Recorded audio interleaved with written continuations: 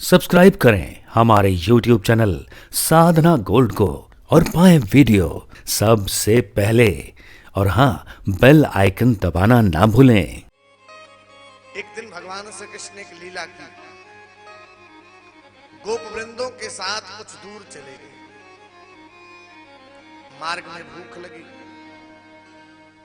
भूख लगी तो भगवान श्री कृष्ण ने कहा, सुनो, यहीं से कुछ दूर पर यज्ञ हो रहा है, वहां से जाकर हमारे निमित्त कुछ खाने पीने योग्य वस्तु ले आओ।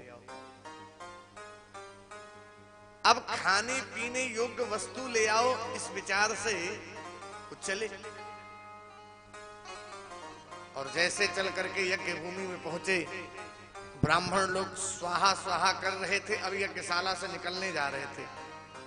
जैसे यज्ञशाला से बाहर निकले, ब्राह्मणों को हाथ जोड़ के प्रणाम किया गोपों ने। बाबा, यहीं से कुछ दूर पर कृष्ण बलराम आए हैं, उनको भूख लगी है, कुछ खाने को दे दो, कुछ पीने को दे दो। कृष्ण का नाम सुना, बलराम जी का नाम सुना, लेकिन ये इतने मदान्ध थे, उन्होंने सीधे कह दिया, अरे गंवार कहीं के, पता नहीं कहां से आगे, भागो यहां से। गंवार कह के उन गोपों को वहां से भगा दिया। और जैसे ही गंवार कह के उन गोपों को वहां से भगाया, सारे गोप भागे भागे कृष्ण के पास आए। कन्हैया ने कहा, भैया, खाने पीने योग्य वस्तु लाने गए थे, कुछ लाए वाए कि नहीं?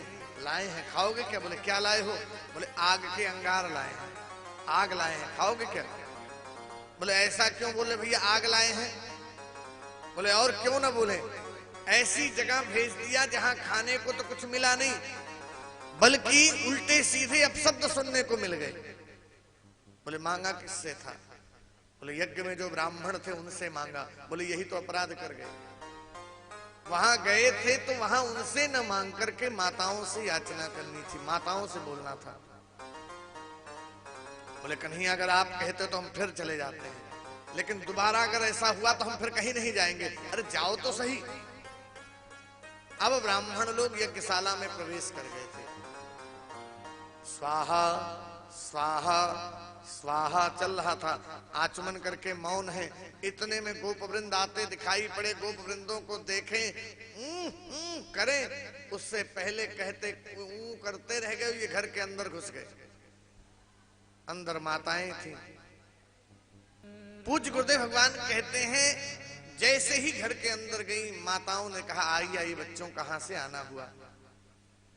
महाराज, ए मैया, यहीं से कुछ दूर पर कृष्ण बलराम आए हैं, उनको भूख लगी, उनको प्यास लगी, कुछ खाने को दे दे, कुछ पीने को दे दीजिए। जैसे कृष्ण बलराम का नाम सुना, बैठो बैठो, हम अभी भी आपके लिए व्यंजन बनाती हैं। और झट से उसी समय व्यंजन बनाना शुरू किया। सडरस व्यंजन बनाए और व्यंजन तैयार करके जैसे ही थाल सजाकर लेकर के निकल रही हैं, तो ऐसे पल्लू करके जा रही हैं। क्यों? पतिदेव लोग देखेंगे तो पूछेंगे, कहां जा रही हो? तो ऐसे पल्लू करके जा रही थी। इतने में एक का पल्लू गिर गया तो उसके पति ने पूछा, कहां? बोले, जहां जा रही ठीक जा रही, बैठे रहो। और ऐसा कह करके वो आगे बढ़ गई। बल्कि उसके पति ने कहा, आओ तो आज बताते भी हैं। अब ये सब चली। भगवान वहां एक सुंदर सी शिला पर बैठे हैं।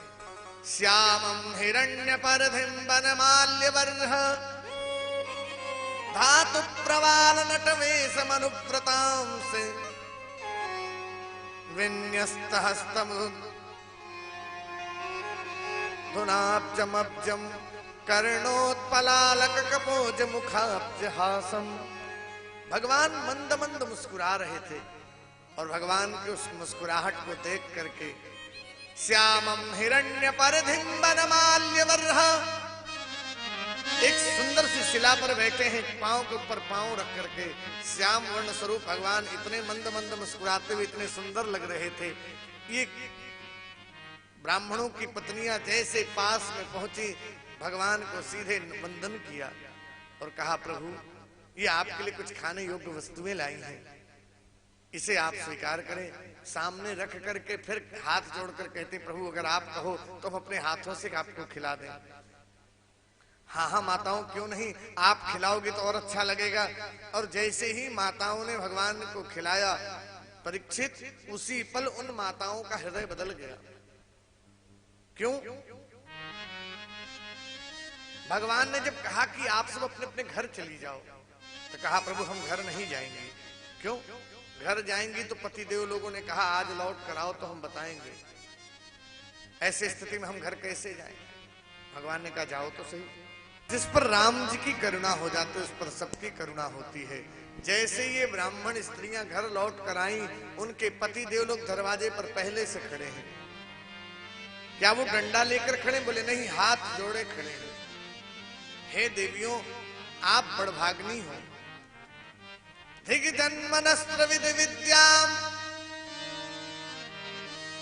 विद्याम धिक्बहुज्ञताम धिक्कुलम धिक्रियादाक्ष्यम विमुखा ये तदोक्षजे। तुम बड़भाग्नी हो जिस नारायण को हम अपने हाथों से भोजन करा रही थी, यज्ञ के माध्यम से भोजन कराते थे, उस नारायण को आज अपने हाथों से भोजन करा के आई हो, इसलिए निश्चित रूप से तुम बड़भाग्नी हो। हमारे कुल को धिक्कार, हमारे ज्ञान को धिक्कार, हमारी क्रियाओं को धिक्कार कि हम कृष्ण के अनुरागी नहीं हो पाए। धिक्कुलम धिक्रियादाक्ष्यम विमुखा ये तदोक्षजे।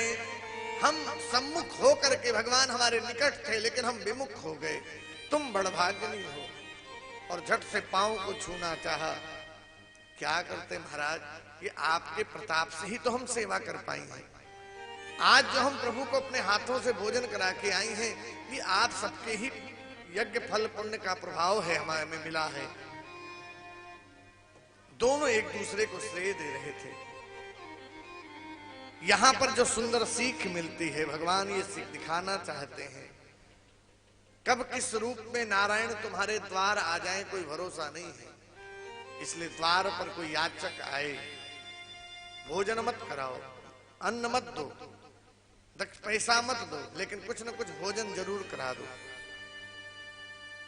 आप भोजन करा दोगे, वो तृप्त होकर जाएगा, तो हो सकता है नारायण उस हमारे परीक्षार्थ वहां द्वार पे आए, उनकी तृप्ति माने हमारी तृप्ति हो जाएगी। लेकिन द्वार पर आए हुए याचक को जरूर कुछ न कुछ खिला देना चाहिए।